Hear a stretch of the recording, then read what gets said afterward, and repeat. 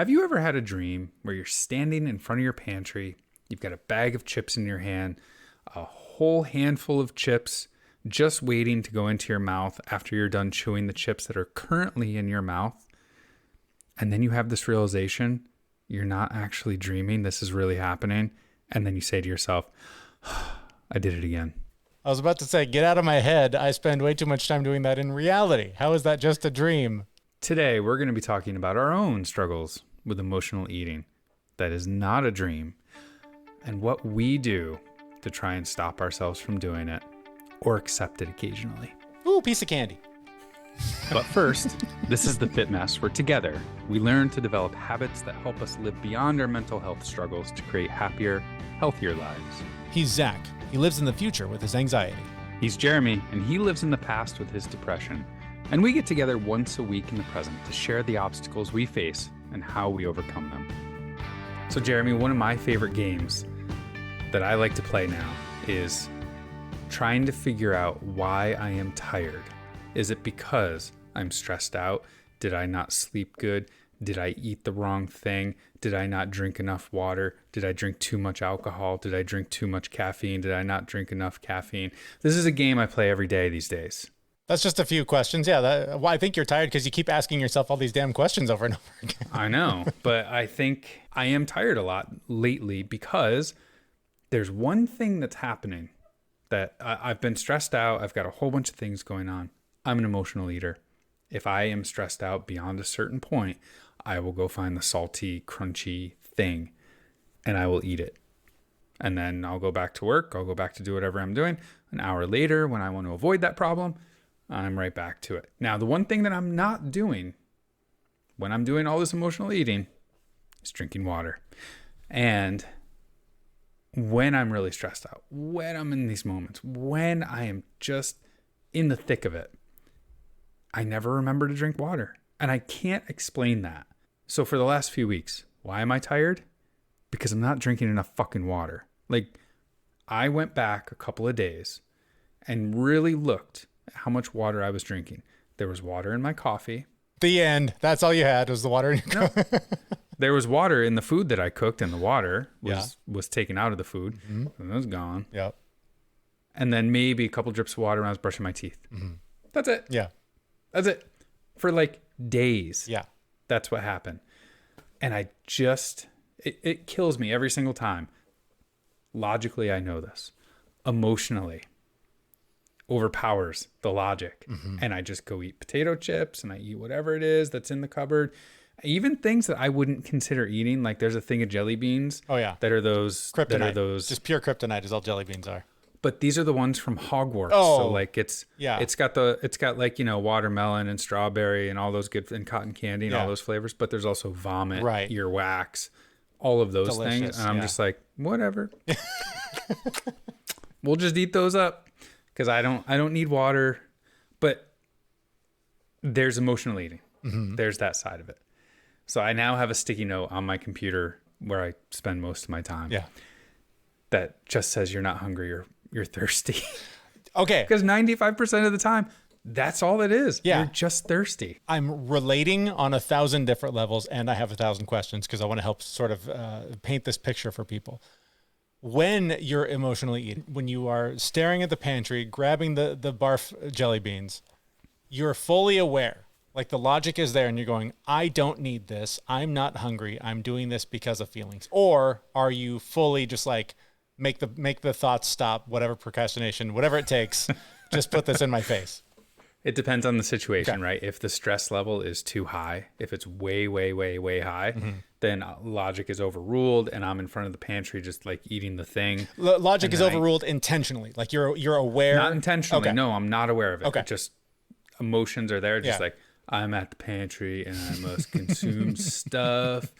I don't know why. And I just must do it. Yeah. If the stress level is too high. And then there's the other times where the stress level is like kind of medium, mm-hmm. and I'm in front of the pantry going, what the fuck are you doing? Mm-hmm. Why are you doing this again? Mm-hmm. Go get a drink of water. Ooh, bread. Right? I'll just eat a piece of bread. No, I don't have butter to put on it. Yep, my toaster's broken too. It's just a piece of bread. Ooh, bread. I'm going to get you a t-shirt that just says, ooh, bread. I would prefer one that says, ooh, cookies, but bread works too. Okay. So, because I can relate to this, I do the same thing. I will, be pounding away on the keyboard and on my calls all day. And then I will find myself in the kitchen, not hungry, probably haven't had a glass of water since July, and just think to myself, you don't need it. What are you doing? Why are you going to eat the delicious, pastries that are out on the counter? Why are you digging in the pantry? There's nothing good in the pantry. Like there's some protein bars in there to trick me every now and then. I'm like, well, that's close enough. I'll eat that.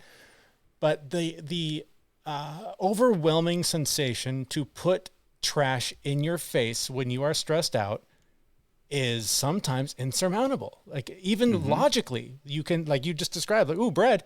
There are moments when I look at it, I go, I don't need this. Go get water. Candy.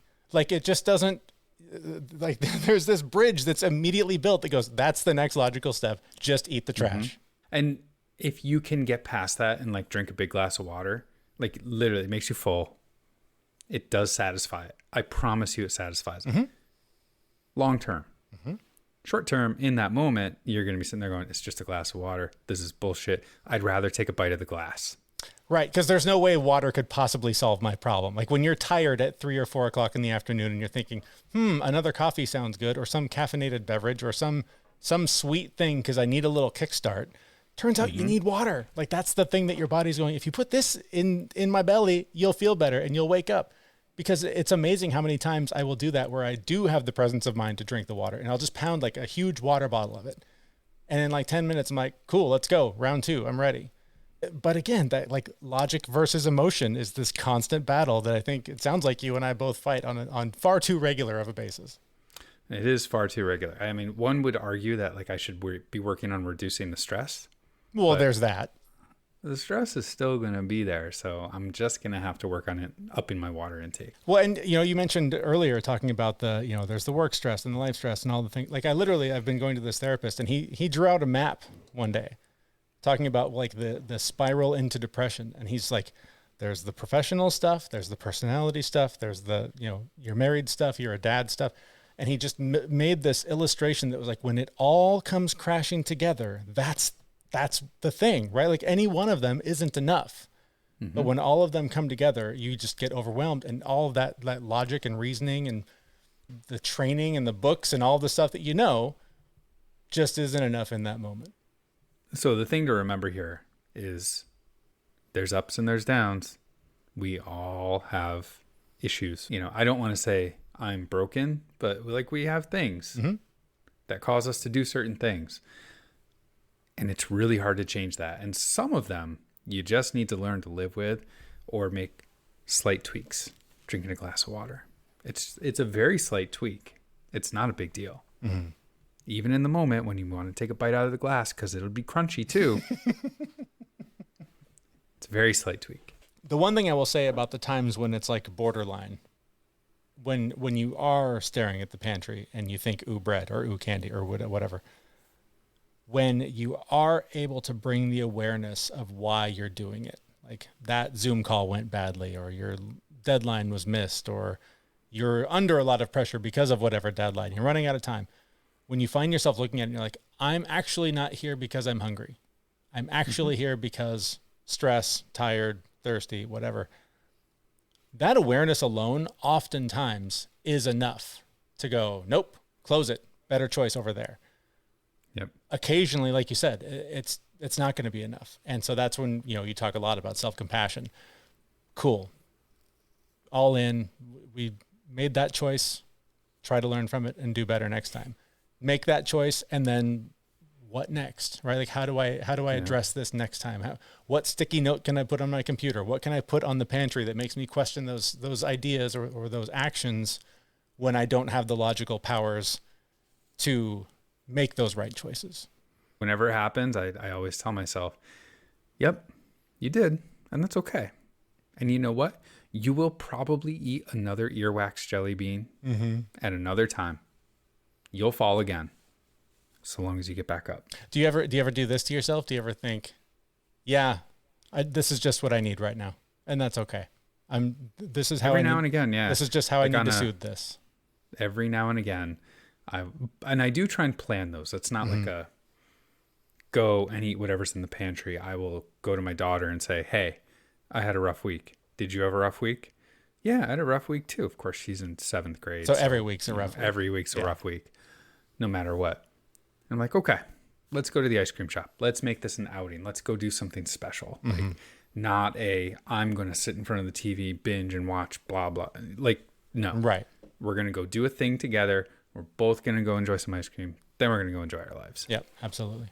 All right, well, I don't know about you, but I've got a jelly bean sandwich waiting for me downstairs. So we're going to wrap up this episode. You can subscribe to our newsletter by visiting our website, thefitmess.com, and that is where we will be back in just a few days with another new episode. Thanks so much for listening. We'll talk to you soon. See you, everyone. We know this podcast is amazing and doesn't seem to lack anything, but we need a legal disclaimer. Prior to implementing anything discussed in this podcast, it is your responsibility to conduct your own research and consult your physician. You should assume that Jeremy and Zach don't know what they're talking about, and they're not liable for any physical or emotional issues that occur directly or indirectly from listening to this podcast.